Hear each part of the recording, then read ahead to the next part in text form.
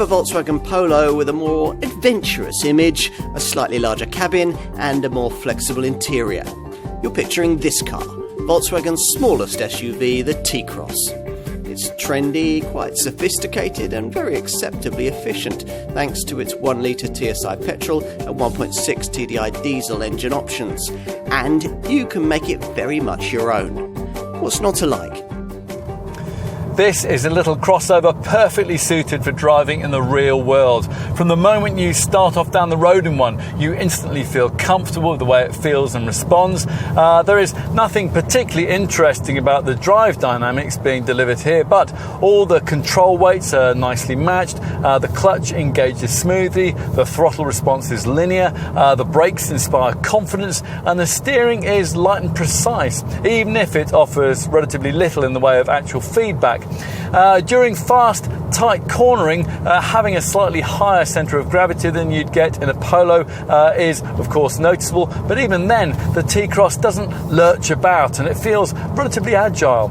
And for the rest of the time, you'll simply enjoy the fact that the slightly higher set driving position gives you a useful improvement in all-round visibility. So it's good around town and equally good out on the highway, helped by a class-leadingly supple quality of ride and standards of drive refinement that are difficult to better in this class. This car is better suited to longer trips than any other rival. But the T-Cross is at heart, as Volkswagen keeps telling us, an urban crossover. It certainly isn't intended for much use away from a paved surface, although light field tracks and muddy car parks will be slightly easier to tackle than they would be in that Polo. Engine-wise, almost all buyers will choose the 1-litre TSI turbo petrol unit we're trying here, available with either 95 PS and a 5-speed manual gearbox, or, as in this case, with 115 PS and a choice of either 6-speed manual transmission or a 7-speed DSG automatic. With the stick shift, up to 47.9 mpg is possible on the WLTP rated combined cycle and 112 grams per kilometre of any DC rated CO2. Volkswagen does offer a minority interest 1.6 litre TDI diesel option with 95 PS. That's variants available with either 5-speed manual transmission or the 7-speed DSG auto. If you want a compact, affordable Volkswagen SUV, but you find the brand's Golf-based T-Roc model a bit too fashion-conscious, then this Polo-based T-Cross will probably be right up your street. Despite the fact that it sits on an MQB A0 platform, supposedly designed for super minis, it's actually not much smaller than a T-Roc in overall size, and it has a boxier, more conventional shape that ought to make it a touch more practical inside. OK, let's take a seat at the wheel. You sit quite commandingly by the standards of this class of car, and it's easy to find a comfortable driving position thanks to loads of wheel and seat adjustment. You might wish that Volkswagen had taken a slightly more extrovert approach to cabin design here. It's well built and ergonomically almost faultless, but it's all a bit grey and dour. But help is at hand for fashionistas in the form of various optional design packs, which add more fashionable finishes for the upholstery, the dashboard and the centre console.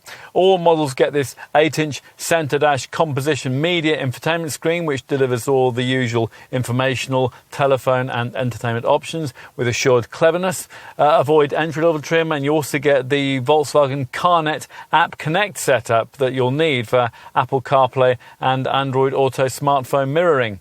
As an option on the mainstream models, Volkswagen also offers the 10.25-inch active info display screen we have here, which replaces the usual conventional dials that you'd otherwise get in the instrument cluster.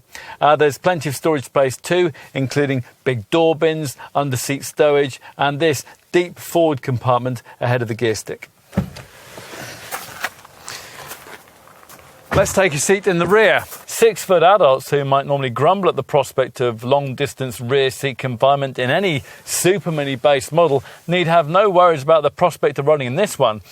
We should also mention this car's party piece, its sliding rear bench, which is standard fit across the range. The seat base slides over a range of 14 centimetres, although in its most forward position, legroom is virtually non-existent, unless the people in front were very short indeed. When it's pushed all the way back, though, there's vastly more legroom than you'd ever expect a car of this size would be able to provide. Finally, let's take a look at luggage space out back. Now, you might hope that the tall shape would free up considerably more boot capacity than you get in a Polo. Well, that depends on the position of that sliding rear bench. If it's pushed all the way back, as it is here, there's 385 litres of space, just 34 litres more than a Polo, but easy enough for a buggy or a few large suitcases. If, however, you were to push the bench right forward, then capacity would rise to 455 litres, and that's 10 litres more than you'll get in Volkswagen's T-Roc SUV from the next class up. Now, you will pay a little more for a T-Cross than you will for some obvious rivals, but what you get in return is a more considered product that restricts its frivolity to a few optional trim packages, but is at heart very much a traditional Volkswagen.